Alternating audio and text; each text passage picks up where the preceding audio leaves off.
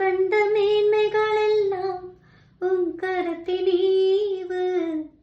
நான் பார்க்கும் உயர்வுகள் எல்லாம் நீரிந்தும் தயவு.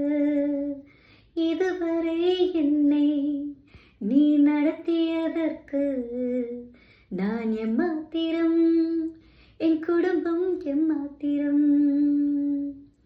இதுவரை என்னை நீ சுமந்ததற்கு நான் எம்மாத்திரம், என் குடும்பம் எம்மாத்திரம். ஆமாங்க, இதுவரை நீங்கள் கடந்து வந்த பாதை எப்படி வேணா இருக்கட்டுங்க. ஆனா இனிமேல் நீங்கள் கர்த்தராகிய இயேசு கிறிஸ்து நடத்துகிற பாதையில போகும்போது நீங்கள் நினைப்பதற்கும் நீங்கள் எதிர்பார்க்கிறதுக்கும் அதிகமான அதிசயங்களும் அற்புதங்களும் உங்கள் பாதையில இருக்குங்க. உங்கள் பாதையில ராஜபாதையாக இருக்கும். எவ்வளவு கரடு முரடான பாதையை நீங்க சூஸ் பண்ணி போனாலும் கர்த்தருடைய வழிநடத்துறதுபடி நீங்க ஜீவனின் பாதையை தேர்ந்தெடுத்து போவீர்கள். ஆமாங்க, நம்ம ஒவ்வொருத்தரும் பிரேயர் முடியும் போது அதை சொல்லுவோம். என் ஆத்மாவை கர்த்தரை ஸ்தோத்ரி, என் முழு உள்ளமே அவருடைய பரிசுத்த நாமத்தை ஸ்தோத்ரி, என் ஆத்மாவை கர்த்தரை ஸ்தோத்ரி, அவர் செய்த சகல உபகாரங்களையும் மறவாதேன்ட்டு. இன்றைக்கு உங்களை பார்த்து நான் அதை தான் சொல்றேன்.